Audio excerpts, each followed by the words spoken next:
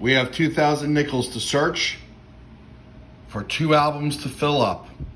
We need 6 more to finish this one, 14 more to finish this one. Let's see how well we do.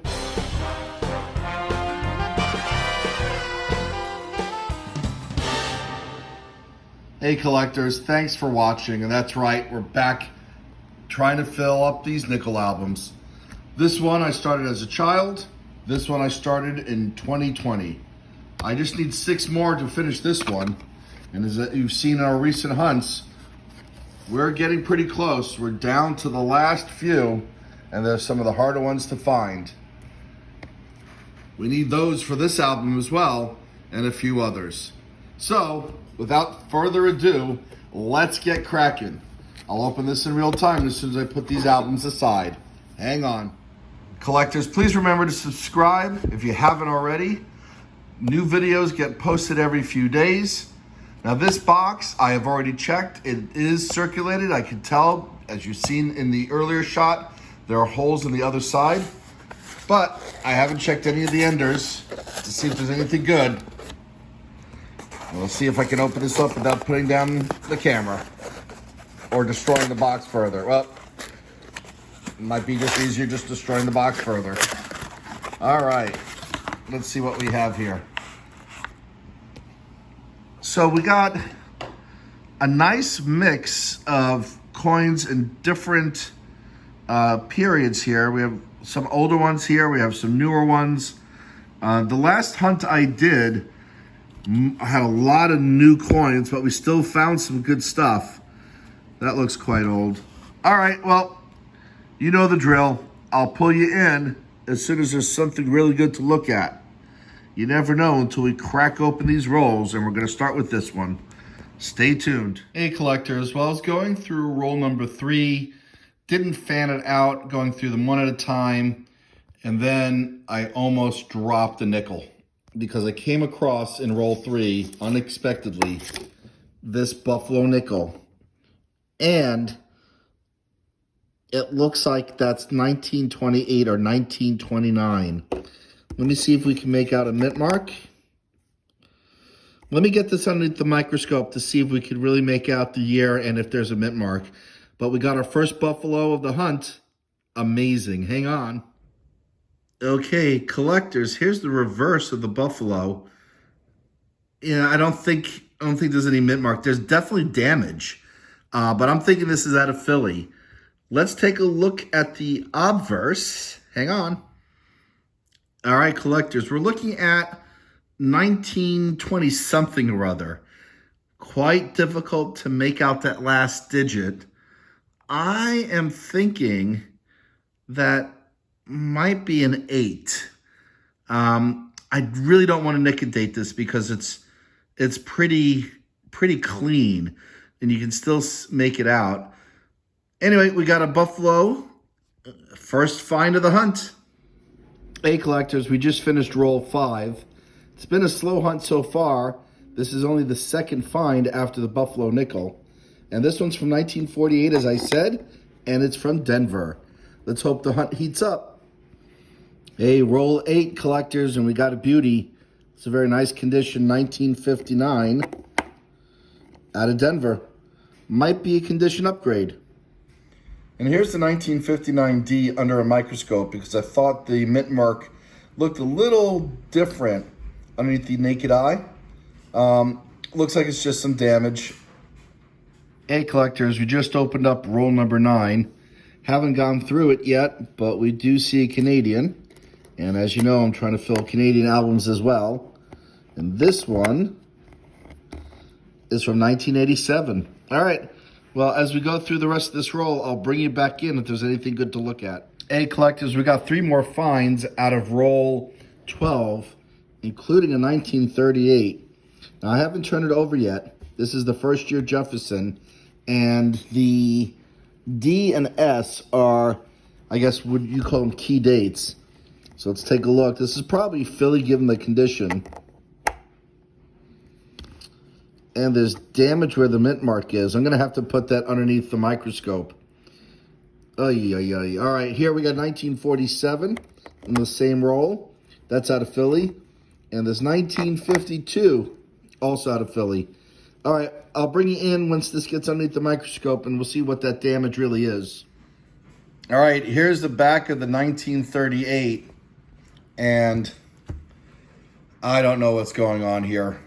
I mean, it could have been a D mint mark that's been badly damaged, or it could have been someone trying to alter the coin to make it more valuable. Given the damage here, I'm going to have to, just by default, consider this an altered coin or just damaged, and not believe that this was a D. Although I do see characteristics of a D mint mark. If you look at nice little edge here, you got a line up here and a nice little edge there. And you could easily imagine a D coming right here. But unless that's a 3 that's counterstruck on it. Again, maybe this is a 3 or something. I don't know. Sometimes the eye sees what it wants to see, but I'm going to have to call this 1938 with damage. Hey, collectors, we're into roll 13. We have a pretty nice looking 1956. This one is from Denver. We have another find in roll 15. 1951, Philadelphia. Hey, collectors, we have another find coming out of roll 20. 1957, out of Philly. Collectors, the hunt keeps heating up. Finished going through roll 21. We have another find. 1956 out of Philly. Now we're beginning to get at least one find per roll. Let's see if it keeps heating up even more. Let's see if we can find some silver. Maybe we could fill some spots in the album. It's going to be hard because all I need are key dates. But let's keep hunting. Hey, collectors, we just finished going through roll 28. We got two more finds. 1940 Philly, 1947 Philly. Hey, collectors, well, we hit a bit of a dry spell. We're now into roll 44, but we have this really beautiful 1947 that's out of San Francisco. This is not a key date or a semi-key, but there's not a lot. It's kind of a low mintage, I think in the 44 million around that. But this looks like it could be a condition upgrade.